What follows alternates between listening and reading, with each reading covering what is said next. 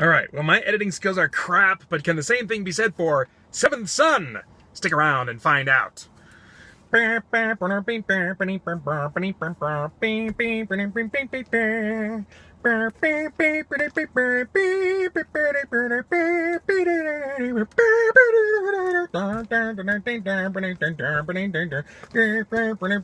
don't know the rest of it. Right? Ding dong? Got it? Alright. So, hey, I'm Peter Franson from Spirit Blade Productions and Christian Geek Central here with an uncut review of Seventh Son. Now, I'm here in my car because, for some crazy reason, the powers that be decided to release two, what I consider fairly anticipated geek genre movies in the same day, Seventh Son and Jupiter Ascending. So, I basically had to take my entire day off to go and see and review both of these movies. So I'm in between movies right now. I just saw Seventh Son. Okay, so let me talk a little bit about this movie, what the basic synopsis is.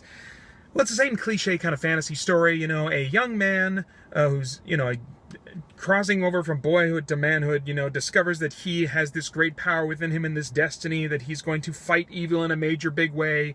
And a teacher comes along to help him understand how awesome he is and how needed he is, and they go off together on this quest to defeat this evil that's rising up, which is an old witch that was imprisoned for a long time, a queen of witches or something, and then she just kind of gains enough power to break out.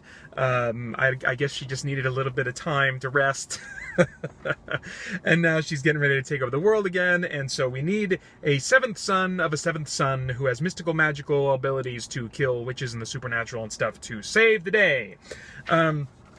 Okay, so, the story. This is a cliche formula, but that's not necessarily a bad thing. I mean, that can still work, and, you know, if you're like a fan of, like, fantasy RPGs, Dungeons & Dragons, and Skyrim, and all that kind of stuff, you know, it's often very much the same kind of formula, and we don't really care, you know? I don't really care anyway.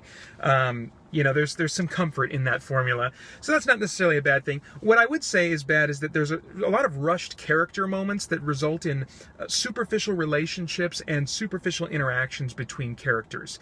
And again, you might not think that's a bad thing because, oh, it's a fantasy world, who cares? These are just kind of like stereotypes of characters, caricatures, if you will. But the problem was that because they were trying to, I think, make it relatable to modern audiences, it's based on what I understand to be a young adult franchise. And so I feel like they were kind of like giving it a little bit of the CW treatment, trying to make teenagers kind of like, just, I don't know. I don't know what they were trying to do, but it wasn't working for me. If the characters would have been maybe a little bit more extreme or intense in who they were, then maybe it would have made more sense to me that they would interact with each other the way that they did. But as it was, there was a lot of both psychological unrealism and biological unrealism. So let me talk about psychological first. We have people that are otherwise normal, like the main character, Thomas Ward, who is the chosen one, you know, is very much like a normal young adult, like a late teens, early 20s, you know, type of guy. But he is accepting these extraordinarily crazy circumstances with very little shock registering in his performance in who he is, you know. So that was a little bit unfortunate to me.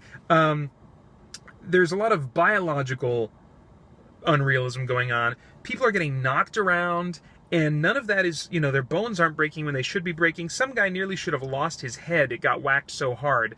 But he just kind of kept struggling and going along, and gosh, you know, this works in this type of, I guess, like maybe a family type movie. If this was PG, then I guess the choices of how they're handling action and the lack of realism in the action and the psychology of the characters would maybe make more sense. But I think they kind of want to have their cake and eat it too. They have like this really neat looking dark visual style to the movie, to the creatures, to the sets and costumes. You know, it has a visual look that is fairly serious and down to earth. But a lot of the choice, and so, you know, you might look at the trailer as I did and say, this looks like totally my thing. I love dark fantasy. This totally looks like dark, serious fantasy. But it's really not that. It just has the trappings of dark and serious fantasy, where the content, the kind of stuff that's going on, the script, definitely more young adult, and in many cases even what I would say kind of a family feel to it. That doesn't mean it's going to be, you know, appropriate for all families and young viewers and stuff like that, but they have that sensibility blended in, which is, I think, felt a little bit strange to me. So as a result of how they're handling the psychology of characters and the action and how it affects people or doesn't affect them biologically, it removed all sense of tension or suspense for me while I was watching this movie. I wasn't concerned about anybody. I was like, okay, well, he can get knocked around and, you know, have an experience that would otherwise shatter his spine, and all he has to do is be knocked out for a little while, and then he'll wake up, shake it off, and before you know it, he'll be fighting bad guys like nothing is wrong with his body and nothing ever happened to him in the past, you know. So, you know, it's very much like what I've seen in the Hobbit movies, and yeah, it's similar stuff like that. Okay, so let's talk about the cast a little bit. We've got Thomas Ward, the Chosen One, played by Ben Barnes. You might recognize him as Prince Caspian from one of the, what do they call it? The Lion, the Witch, and the Wardrobe. Narnia, from the Narnia movies. He does a fine job. I mean, I think he was definitely cast for the same reason that a lot of CW actors are cast on CW shows, because he's a handsome, cute, whatever young man.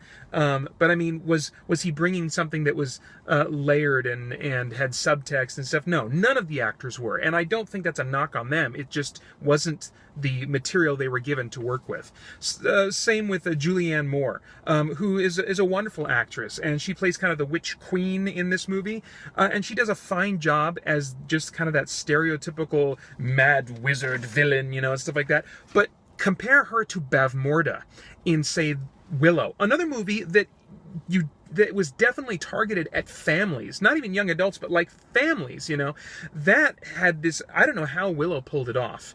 But I've watched Willow as recently as like 2 or 3 years ago, and aside from the brownies, you know, that movie has a lot of, it's very fun, but it also goes to some dark places, both in terms of like the action, people getting just stabbed horribly and stuff like that, and you feel their weariness a little bit more, maybe not in like Mad Mardigan, but you think of Bavmorda, and you think of like her obsession, and you just watch that woman's performance. I don't know the actress's name, and there's just something sick and deranged in her. And then you see her relationship with her daughter and how tears come to her eyes as she's forced to cast spells against her daughter who has betrayed her, you know.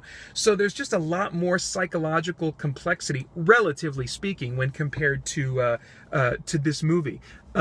And I would have loved to have seen more of that going on, because clearly it can be done in a movie like this that's aimed not at like just adult fans of dark fantasy, but at a broader audience of families and things like that. But we didn't see that in this movie, and that was disappointing. And then we've got Jeff Bridges, who plays the spook, the teacher of the Chosen One. And I don't know what's going on with Jeff Bridges. I tried to Google this a while back, and I came up with nothing.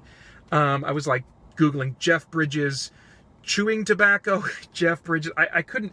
I don't know if you've noticed this, but like right around when he did True Grit and Onward, he starts using this affected voice. It's very kind of true. I can't do it, you know. But it's got this mush mouth going on, and it looks sometimes like he's maybe got some chew in his mouth while he's talking, or that he is, you know, has done a lot of, you know, tobacco chewing or something. He had just a touch of this kind of mouth stuff that he was doing. Again, I can't do it. In Iron Man, when he was the villain in Iron Man. And then after that, every movie I've seen him in after that, it's this full-blown, like, weird old man voice that I guess he's doing. I don't know what is going on. But I'm over it. I'm over it. You know, I guess it was kind of, I thought the first time I saw it, I was like, oh, that's interesting. He's really going for something here. And then he's going for that same thing in every movie we've seen since then. And I'm thinking back, this guy is a very versatile actor. If you think of Tron, there was none of that weird mouth stuff going on, or none of that weird affected voice stuff. If you think of Starman, yeah, he's a very versatile actor. So I don't know why he's just being hired and asked to do this thing, or if something happened to him. I don't know if even chewing tobacco would do this, or if he's even chewing tobacco. I have no idea. I just don't understand this voice that he's got going on. So anyway, it's fine for a movie or two, but I've just seen it too much, and I wanted something different, and I just felt like I'd seen this performance a bunch of times before. The stunts and visuals, solid action choreography, but as I said, when there's a lack of physical and psychological realism, it loses all of its excitement. But I mean, I can say, you know, yes, this was nicely choreographed, you know. little too much shaky cam sometimes, but not a ton. But just there's a few moments it's like, oh man, why are they doing that? Oh, and speaking of not being able to tell what's going on, just a quick jump back to the Jeff Bridges voice. There were times where I was struggling to understand him and understand what he was saying. And since he's the teacher, he's kind of like in charge of exposition sometimes. So that was a bumpy ride a bit. All right, back to stunts and visuals. Standard CG, plenty of it. It does it's standard CG. It bugs the crap out of me. I can't stand looking at it. I just kind of have to all right, there it is, And especially when there's not other things in the movie that are working for me, I really notice it. So it fell flat for me, but I think a lot of people will be just fine with it. So, not necessarily a huge knock against it. And as I said before, very nice set designs, costume designs, and creature designs. Just the look of the world and its inhabitants overall, I thought was really good. I really enjoyed it. It fit my kind of sensibilities for dark fantasy very well. All right, so let's talk about relevance a little bit. Is there anything of moral, spiritual, philosophical significance that might be likely to come to mind or to conversation during or after watching this movie? Well, I don't know, not a whole lot. I don't think it's very likely, but I'll just touch on a couple of things. One, there was a scene at the beginning that had a cross. They were like in a church, and so it seemed clear that this is taking place, and I've actually heard this about the source material as well, taking place in our world in like medieval-ish history time period stuff, So Christianity, the history of Jesus, supposedly exists here. We've got the crosses and the churches and that kind of stuff. And so against that backdrop, that often, will lead me to have kind of a different view of, say, witchcraft or magic in a story, or the supernatural. And so, you've got witches as a major enemy in this movie, but one of the ideas that's kind of being wrestled with is there such thing as a good witch? Are some witches good, or are they all bad and evil or whatever?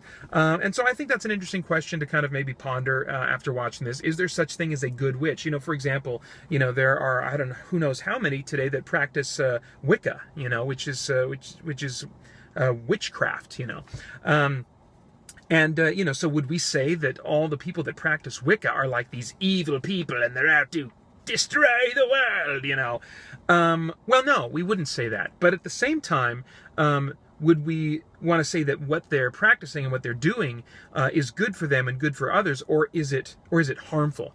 And I would argue that it is, but I mean, comparing this to a movie like, say, Sleepy Hollow, the Tim Burton Sleepy Hollow, I think the whole good witch, bad witch thing is much more thought-provoking in that movie than in this one. And the reason for that is that so much of this movie seems set in a fantasy world. There are more than just kind of like supernatural ghosty type creatures that the characters are interacting with. There's like an orc-looking type character, a big, giant, huge, like rock troll-looking type thing, and there are dragons and stuff. And so in so many ways, it feels like a fantasy world that if there hadn't been that reference to a cross in a church at the beginning, I totally would have just accepted this as not supposed to be part of Earth history at all, a hidden part of Earth history, and just a fantasy world. It feels so much like a fantasy world that the whole good witch, bad witch thing, I don't think is going to be very thought-provoking watching this movie. There was something at the end where the elder teacher toward the end of the movie says to his apprentice, the chosen one, everything I taught you, forget it. I won't try to do his voice because I can't. But everything I taught you, and he'd been trying to teach him through this whole movie how to be the chosen one, and he said, forget it. The rules, don't be bound by them. Make your own destiny. And I think that is such a core value to so many people, maybe especially in America, where, the thing we want most is to be left alone, to do what we want to do, the way we want to do it, to not be accountable to any moral authority or structures above us. And so I think it's really tapping into that. You look at the movie Frozen as a prime example of that. There's a whole song about doing what I want to do and not being bound by rules. This is a message that we love to hear, but it is a very dangerous one. It's a harmful one. And it's not a strong point made in this movie. And it's not that I look at movies that do that and I go, evil, it's just a symptom. It's just a symptom of a natural tendency that we have that is very self-destructive in the long run.